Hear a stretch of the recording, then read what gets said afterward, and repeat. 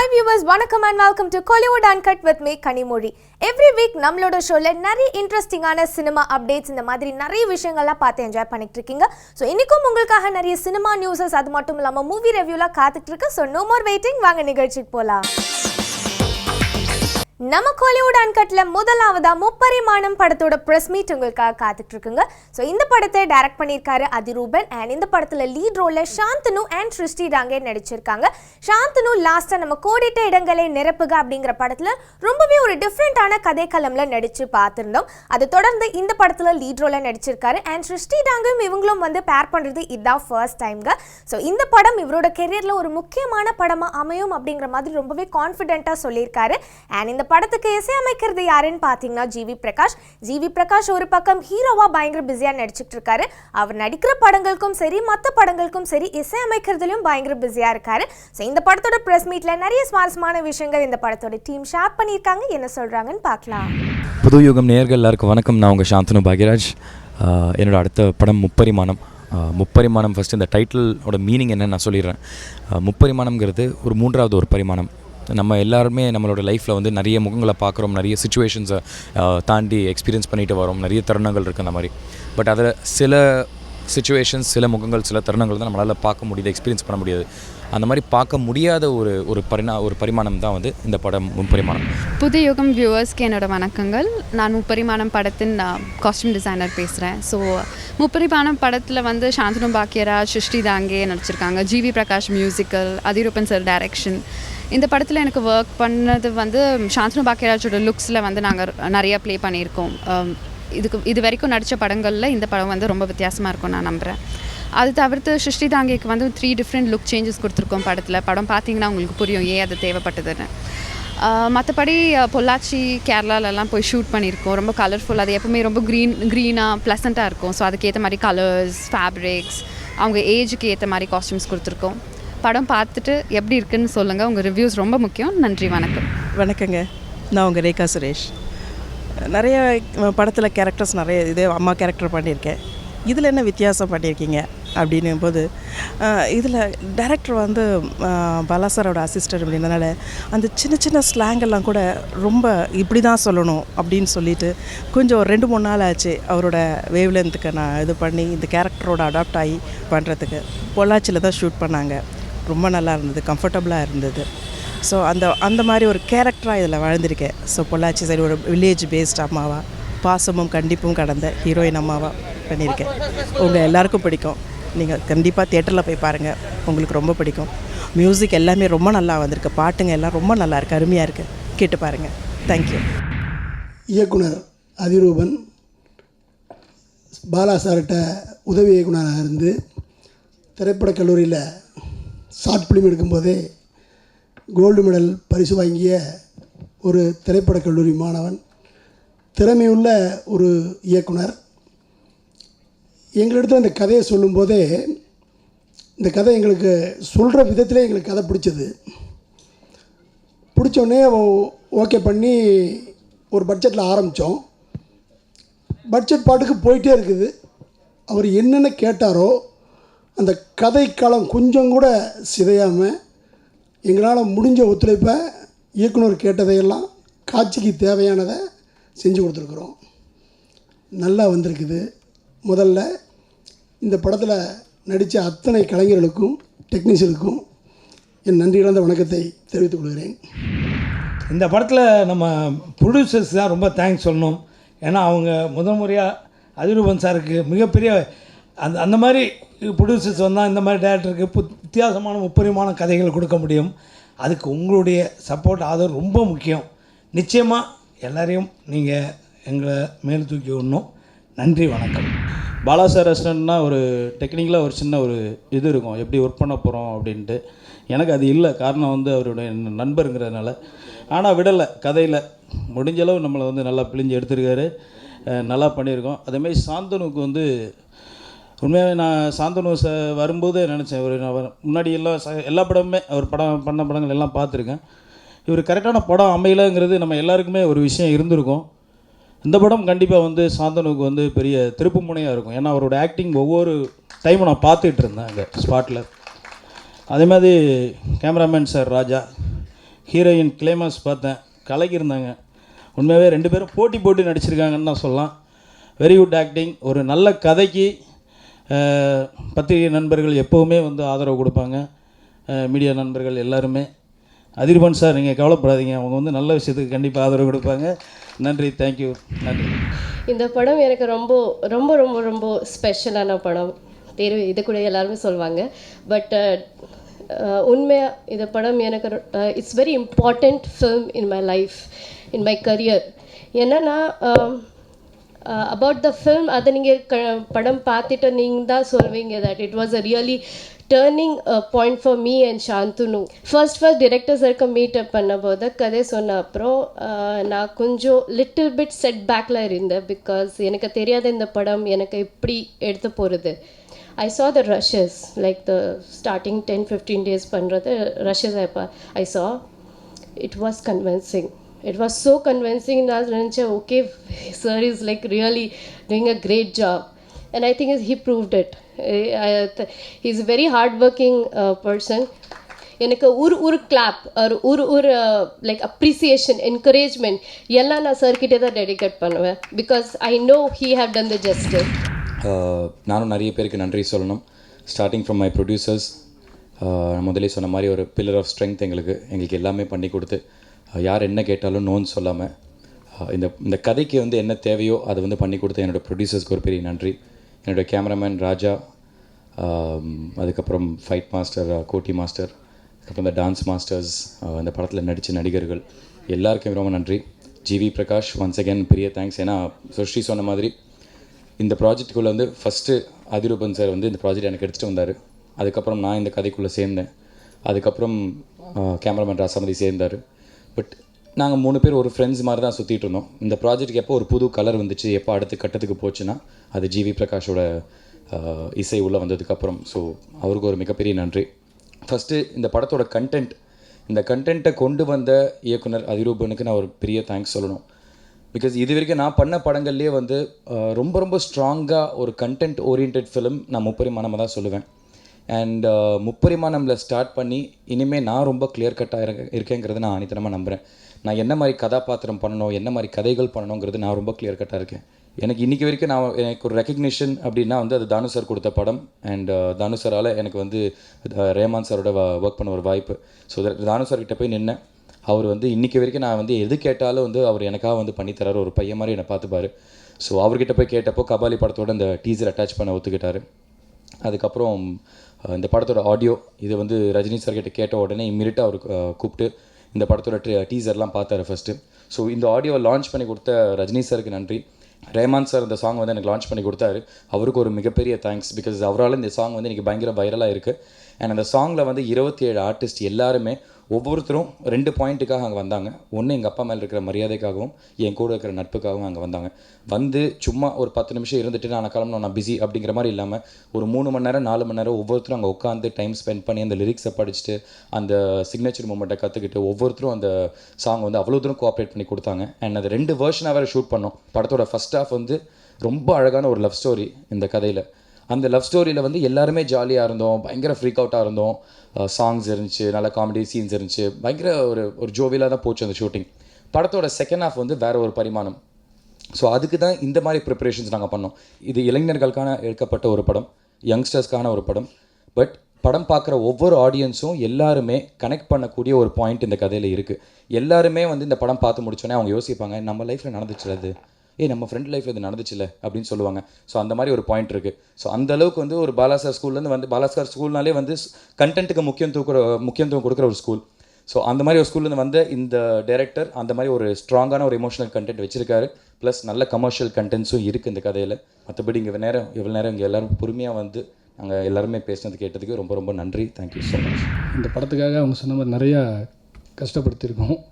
அது எல்லாமே அவங்களுக்காக தான். ஏன்னா வந்து ஒருத்தரும் சொல்லுவாங்க, யார் ஹீரோ இந்த படத்தில் அப்படின்னு. நான் சொல்லும்போது அவரா அப்படின்னு சொல்லி கொஞ்சமாக இதுவாக சொன்னவங்க கூட இப்போ ஃபஸ்ட் லுக் பார்த்ததுக்கப்புறம் அவ்வளோ பேரும் பர்ஃபெக்டாக இருக்கார், அவரா இது அப்படின்ற அளவுக்கு சொல்கிறாங்க.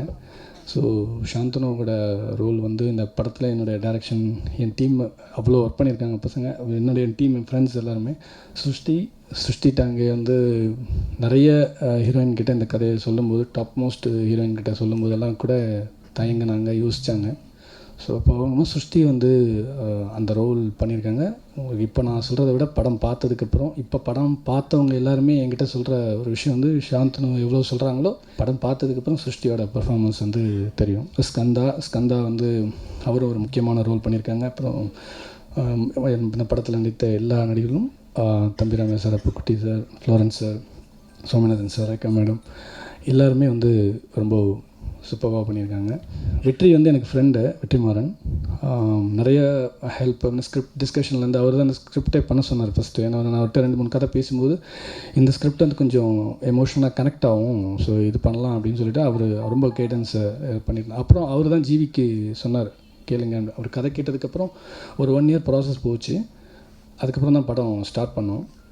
ஜிவி வந்து ரொம்ப ஸ்ட்ரெயிட் ஃபார்வர்ட். ஃபஸ்ட் டைம் கேட்டோன்னே சொன்னார் ஒரே வார்த்தை, ஓகே பிரதர் நம்ம பண்ணலாம், கண்டிப்பாக பண்ணுறேன், நீங்கள் எல்லாத்தையும் சொல்லுங்கள், யார்கிட்டனா சொல்லுங்கள், நான் கண்டிப்பாக பண்ணுறேன் அப்படின்னு. அப்புறம் அந்த படத்தில் வந்து முத்துக்குமார் சார், அவரோட இறுதி நாட்களில் அவர் கூட இருந்த, அது ரொம்ப எனக்கு ஃபீலாக இருக்குது. அதுமாதிரி கபிலன் சார், அவர் இப்போ ரொம்ப ரொம்ப க்ளோஸ் ஆகிட்டார். கபிலன் சார், யோகபாரதி சார் ரொம்ப அழகாக பண்ணியிருக்காங்க. பிருந்தா மாஸ்டர், பாபி மாஸ்டர், ஷெரீஃப் பண்ணியிருக்காங்க. கோட்டி என் ஃப்ரெண்டை ஒரு அவ்வளோ இன்வால்மெண்ட்டு. நான் ரொம்ப பயந்தேன் ஆக்சுவலி. எல்லாமே நல்ல டெக்னீஷியன்ஸாக, சீப் டெக்னீஷியன்ஸாக போயிட்டோம். பட் அந்த ஸ்டண்ட் மட்டும் ஒரு இப்படி போகிறப்போ, ஏன்னா இது கொஞ்சம் நிறைய ஒர்க் நிறைய இருக்குது. யோசிக்கும்போது இன்றைக்கி ஃபஸ்ட்டு அப்ளாஸ் வந்து அவருக்கு தான் ரொம்ப இருக்குது. எல்லோரும் பார்க்குறவங்களாம் எல்லாருமே ஃபைட் சூப்பராக இருக்குது, யாருங்கன்னு கேட்குறாங்க. தானு சார் வந்து பயங்கர சப்போர்ட், அவ்வளோ பண்ணுறாரு. நான் ரஹ்மான் சார்லாம் நான் நினச்சே பார்க்கல. நம்ம பட் ஒரு ட்ரை பண்ணுவோம் சார், அவர் ரீச் பண்ணுறதே கஷ்டம் அப்படின்னு சொல்லிட்டு, பட் அவர் இவ்வளோ பெரிய ஒரு மெயில் ஒன்று அனுப்பிச்சார் சாந்தனு. அவர் பதிலுக்கு வந்து ஷோர், அவ்வளோதான், ஒரே ஒரு ரிப்ளை உடனே வந்து அவர் பண்ணி கொடுத்தாரு. அது மாதிரி ரஜினி சார் சூப்பர் ஸ்டார், அவர் வந்து ஒரு கனவு. ஏன்னா நான் ஸ்டேட் அவார்டு வாங்கும்போது அவர் அந்த ஸ்டேஜில் இருந்தாங்க, ரஜினி சார். அப்புறம் இன்றைக்கி வந்து அவர் கையால் என் படத்தோட ஆடியோ ரிலீஸ் ஆகுதுன்னு போது, அது வந்து ஒரு புது டைரக்டருக்கு வந்து வேறு என்ன வேணும்? இவ்வளோ சப்போர்ட்ஸ் இருக்குது. இந்த படத்துக்காக உதவிய ஒவ்வொருத்தருக்கும் நன்றி. ஃப்ரெண்ட்ஸ், என்னை சப்போர்ட் பண்ணுறவங்க, நான் நல்லா வரணும்னு நினைக்கிற எல்லாருக்கும் நன்றி. தேங்க்யூ. முப்பரிமாணம் படத்தோட ப்ரெஸ் மீட் பார்த்தீங்க. அடுத்ததா இன்னும் நிறைய இன்ட்ரெஸ்டிங்கான விஷயங்கள் உங்களுக்காக காத்துட்டு இருக்கு. பட் அதெல்லாம் பார்க்கறதுக்கு முன்னாடி ஒரு சின்ன break in Kollywood Uncut. Welcome back after a short break in Kollywood Uncut. நம்ம Kollywood Uncutல அடுத்ததாக காசி படத்தோட ப்ரெஸ் மீட் தாங்க பார்க்க போகிறோம். ஸோ காசி அப்படிங்கிறது ரொம்ப டிஃப்ரெண்ட்டான ஒரு வார்த்தையாக இருக்கே அப்படின்னு தானே யோசிக்கிறீங்க. ஸோ இந்த படத்தில் வரக்கூடிய கப்பலோட பேர் தான் காசி அப்படின்னு சொல்லிட்டு நேம் பண்ணியிருக்காங்க. ஸோ அதே இந்த படத்துக்கான டைட்டிலாகவும் நேம் பண்ணியிருக்காங்க. ஸோ இந்த படத்தை டைரக்ட் பண்ணியிருக்காரு சங்கல்ப் ரெட்டி அண்ட் லீட் ரோலில் நம்ம ராணா நடிச்சிருக்காரு அண்ட் இவருக்கு பேரா டாப்ஸி நடிச்சிருக்காங்க அண்ட் இந்த படத்துக்காக இசையமைச்சிருக்காரு கே. ஸோ இந்த படத்தோட கதைக்களம் என்ன அப்படின்னு ஒன்லைன் ஸ்டோரியில் பார்த்தீங்கன்னா 1971 இந்தோ பாகிஸ்தான் வார்ல நடந்த ஒரு உண்மை சம்பவத்தை பேஸ் பண்ணின படம். இது வரைக்கும் நம்ம பார்க்காத ஒரு போர்க்களத்தை படமாக்கி இருக்கிறதா சொல்லியிருக்காங்க. ஸோ இந்த படத்தோட ப்ரெஸ் மீட்ல இன்னும் நிறைய விஷயங்கள் ஷேர் பண்ணியிருக்காங்க. என்ன சொல்றாங்கன்னு பார்க்கலாம்.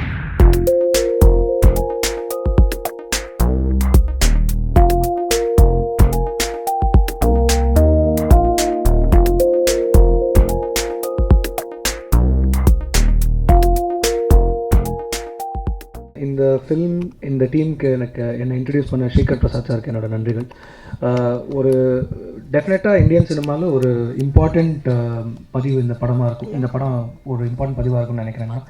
ஏன்னா ஒரு ஃபார் த ஃபர்ஸ்ட் டைம் ஒரு சீரியஸ் ஃபுல் லென்த் டைல்யூஷன் இல்லாமல் ஒரு வார் ட்ராமா இந்த film. It's based on Sankalp's book blue fish. இது ஆக்சுவலி இப்போ நீங்கள் பார்த்த ட்ரெய்லர் வந்து இந்த படத்துக்கு ஜஸ்டிஸ் பண்ணாதுன்னு நினைக்கிறேன்னா, it's a very short, very small capsule of what is there இந்த ஃபில்ம். படத்தோட லென்த் வந்து லெஸ் தென் 2 hours. நாங்கள் நிறையா டைம் பார்த்துருந்தாலும் ரொம்ப எங்கேஜிங்காக, கடைசி வரைக்கும் ரொம்ப எங்கேஜிங்காக இருந்தது படம். கண்டிப்பாக எங்கேஜிங்காக இருக்கும் எல்லாருக்கும். 1971 இண்டோ பாக் வார் பேஸ் பண்ண படம் தான் அது. அண்ட் எனக்கு பர்சனலாக பிடிச்ச விஷயம் என்னென்னா அது அந்த சீரியஸ்னஸை டைல்யூட் பண்ணாமல் இன்னும் ஒரு ஹோல் ப்ராடக்டை நாங்கள் டெலிவர் பண்ண முடிஞ்சிருக்குன்னு அந்த அந்த விஷயம் வந்து எனக்கு ரொம்ப பெருமையாக இருக்குது. இந்த மாதிரி ஒரு ஐ think it's a landmark film. இந்த மாதிரி ஒரு லேண்ட்மார்க் ஃபில்மோட அசோசியேட் பண்ணுறது எனக்கு வந்து ரொம்ப ஒரு ஹாப்பியாக இருக்குது. அண்ட் இந்த படத்தோட சவுண்ட் டிசைன் தபஸ் நாயக் பண்ணியிருக்காரு. ஸோ அவரோட நான் நிறையா ஃபிலிம்ஸ் அசோசியேட் பண்ணியிருக்கேன். இட்ஸ் அவுட் அண்ட் அவுட் எல்லாருக்குமே வந்து ரொம்ப புதுசான ஒரு களம். ஏன்னா நம்ம எல்லா இப்போ ரெகுலராக வர ஃபிலிம்ஸில் வந்து பண்ண விஷயங்கள் நிறையா ரெப்புடேஷன்ஸ் இருக்கும். இது வந்து அகைன் அண்ட் அகைன் யூனிக்குன்னு சொல்கிறோம். ஏன்னா பிகாஸ் இட்ஸ் ஆக்சுவலி யூனிக். முதல்ல இந்த படம் நான் ஸ்கிரிப்ட் படிக்கும்போதே அந்த ஒரு இது தெரிஞ்சது எனக்கு. But the interesting thing for me is படத்தோட பிகினிங்லேருந்து இந்த எண்டு வரைக்கும் the film has expanded to gigantic ப்ரொபோர்ஷன்ஸ்னு சொல்லுவேன். It's I think it's a fantastic step towards making high quality rich and serious films. எனக்கு வந்து பர்சனலாக I have a lot of what you say நம்ம இந்தியன் சினிமாவோட growth, I don't think it's going at the expected level in my personal opinion. I think films like Ghazi are going to take it a notch higher, and I'm very, very happy to be associated with it. Thank you, Sankalp. Thank you, Rana. Thank you, all the people who have been associated with this film. Thank you so much. Firstly, I'd like to thank the whole media. You guys have been promoting us like since the start. We started our movies here, and even right from the trailer that has been launched. Before even saying how great this movie is, how mind-boggling or never seen before, we can proudly say this is one of those movies where whoever watches it will come out and say, you know, it's speechless, you know, that's the word I could say.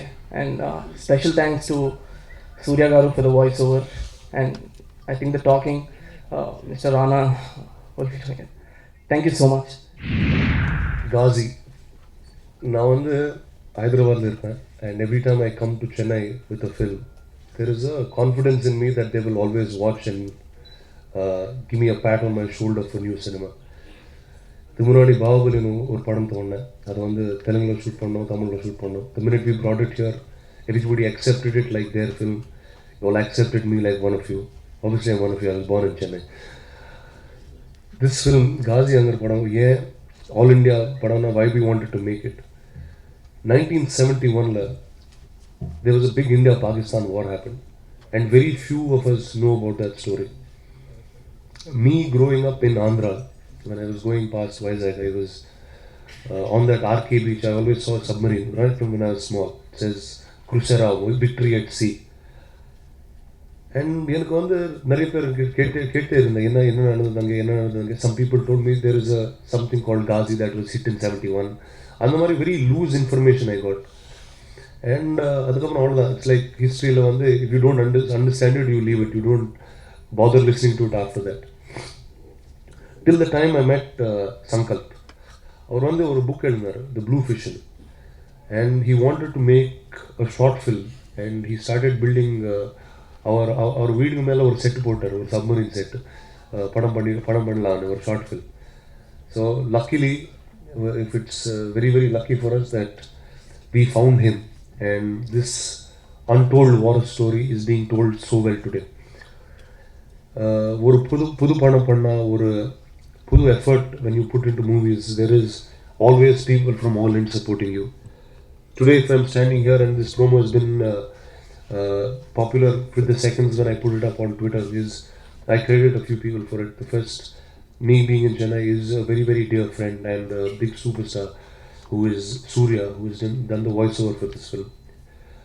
இந்த படத்தில் voiceover வந்து I needed to explain something, explain the situation of war in this country.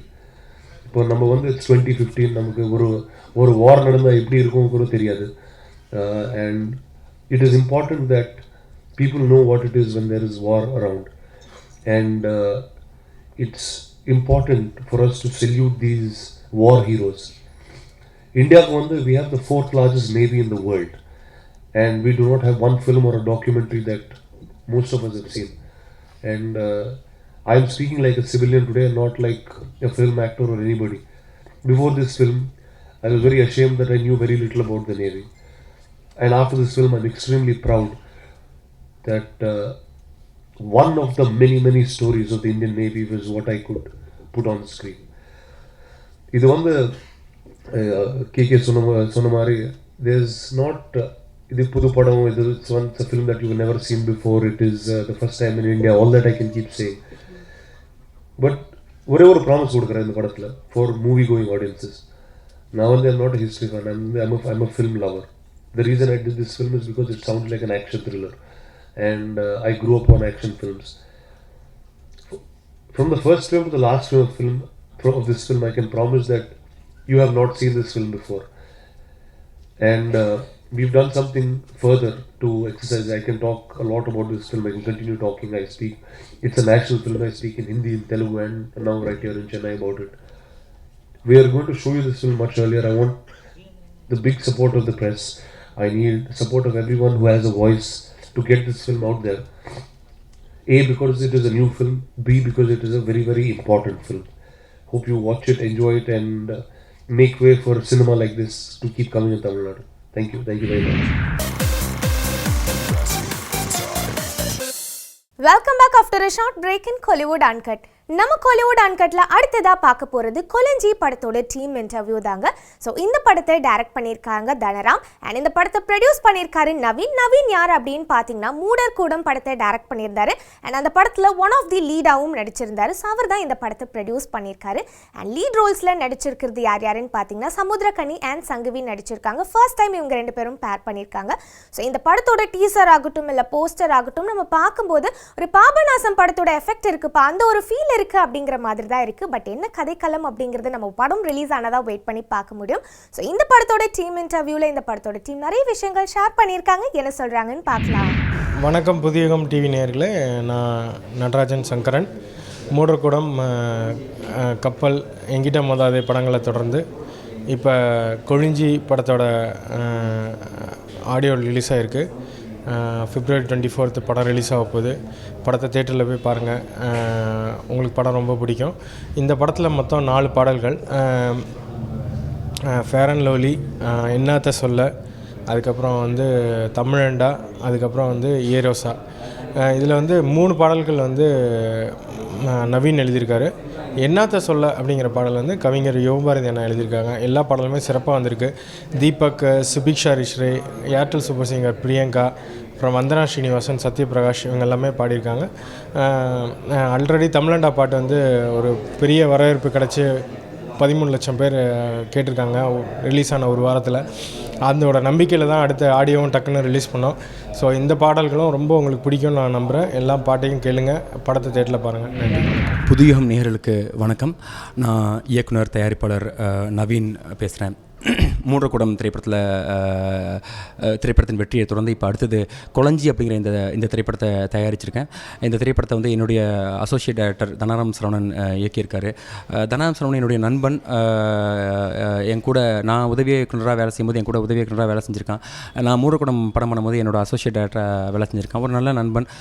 ஒரு படம் பண்ணலாம் அப்படின்னு சொல்லும்போது சரி இந்த கொலஞ்சி படத்தை பண்ணுவோம், ஏன்னா இந்த கொலஞ்சி கன்ஃபார்மாக ஹிட்டுன்னு தெரியும். ஏன்னா அந்தளவுக்கு ஒரு அருமையான கதை, ரொம்ப என்டர்டெய்னிங்கான ஒரு ஸ்டோரி, ரொம்ப ஒரு அருமையான ஒரு ஃபீல் குட் ஃபேமிலி என்டர்டெய்னர் இந்த படம். இந்த படத்தில் வந்து சமுத்திரக்கனி அண்ணன், சங்கவி, ராஜா, நேனா சிறுவார், பிச்சைக்காரன் மூர்த்தி, மகேஸ்வரன், ஆதிரா, சென்ட்ராயின் ஒரு பாட்டுக்கு, தமிழண்டான ஒரு பாட்டுக்கு மட்டும் வந்துட்டு போயிருக்காரு. அந்த பாட்டு ஏற்கனவே ஹிட்டாக போயிட்டுருக்கு, ரொம்ப அருமையான வரவேற்பு. இந்த படத்தில் சமுத்திரக்கனி அண்ணன் தான் எனக்கு ஒரு அண்ணன் மாதிரி ஒரு உறவு தான் அவரோட.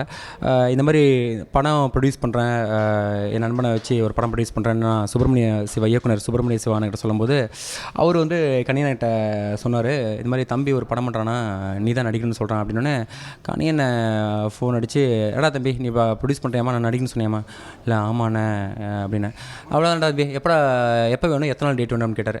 வேறு எதுவுமே பேசல, ஏன்னா பயங்கர பிஸி அந்த டைமில். எனக்கு இவர்கிட்ட எப்படி கேட்கலான்னு கூட தெரியல, ஏன்னா ரொம்ப பிஸியாக போயிட்டுருக்காரு, எல்லா பெரிய படங்களாக பண்ணுறாரு, அவருடைய சம்பளம் ரொம்ப ஜாஸ்தி, அவ்வளோ சம்பளம் நம்மளால் கொடுக்க முடியுமா இல்லைன்னு கூட தெரியல. அந்த மாதிரி சமயத்தில் சமுத்திரக்கனி அவராக வந்து உனக்கு என்னடா டேட் வேணும், உனக்கு எப்போ டேட் வேணும் அப்படின்ட்டு கேட்டு வந்தார். அதுதான் சமுத்திரக்கனி அண்ணன். அவர் ஒரு நல்ல இயக்குனர், நல்ல நடிகர் அப்படிங்கிறதுலாம் எல்லாருக்குமே தெரிஞ்ச விஷயம் தான். நல்ல மனிதர், அதுதான் வந்து அவருடைய இந்த வளர்ச்சிக்கு, இந்த வெற்றிக்கு காரணம். புதிய யுகம் நேயர்களுக்கு என்னோடய வணக்கம். நான் உங்கள் சங்கவி பேசுகிறேன். இன்றைக்கி என்னோடய படம் கொலஞ்சி அதை பற்றி பேச போகிறேன். ரொம்ப நாள் கழிச்சிட்டு நான் வந்து தமிழ் சினிமாவில் ஒரு நல்ல படம் பண்ணுறேன் அப்படின்னு சந்தோஷமாக சொல்லலாம். It's a very nice subject. ஒரு கிராம கதை, ஒரு சின்ன பையன், அப்பா அம்மா, அவங்களுக்குள்ளே நடக்கிற ஒரு கதை தான் கொலஞ்சி. எல்லா கேரக்டர்ஸுமே ரொம்ப இம்பார்ட்டண்ட்டாக இருக்கும். அண்ட் ஒரு என்ன சொல்ல, நாங்கள் ஒரு பெரிய மெசேஜ் சொல்ல போகிறோம், இல்லை நாங்கள் இதுக்கு முன்னாடி பண்ணாத சினிமா நாங்கள் பண்ணுறோம் அப்படின்னு எதுவுமே நான் சொல்ல விரும்பல. யூஸ்வலாக நடக்கிற கதை தான், பட் ரொம்ப அழகான ஒரு கதையில் வந்து சொல்லியிருக்காங்க. அண்ட் அதுக்காக ஒரு மெசேஜும் இல்லை, சும்மா வந்து சிரிச்சிட்டு போவீங்கன்னு இல்லை. There is a message. ஆனால் அது மெசேஜ் வந்து நீங்கள் படமெல்லாம் பார்த்து லாஸ்ட்லி போகும்போது தான் உங்களுக்கு அது வந்து ஃபீல் ஆகும். It's a nice film. உங்களோட சின்ன வயசு ஞாபகம் வரலாம், இல்லைனா if you're a parent then you for sure remember. நீங்கள் சத்தியமாக உங்கள் பசங்க ஞாபகம் வந்து வீட்டுக்கு போய் சத்தியமாக அவங்கள கட்டுப்பிடிப்பீங்க. ஒரு நல்ல படம்.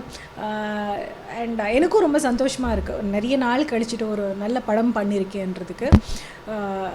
குளஞ்சி வந்து என்ன சொல்லலான்னா, நம்ம வாழ்க்கையில் நடந்த, இன்ஃபேக்ட் டைரக்டர் தன்ராம் சரவணன் அவங்க வாழ்க்கையில் நடந்த சம்பவங்கள் எல்லாம் அழகாக ஒரு கதையாக்கி கொலஞ்சி அப்படின்ற ஒரு படம் பண்ணியிருக்காரு.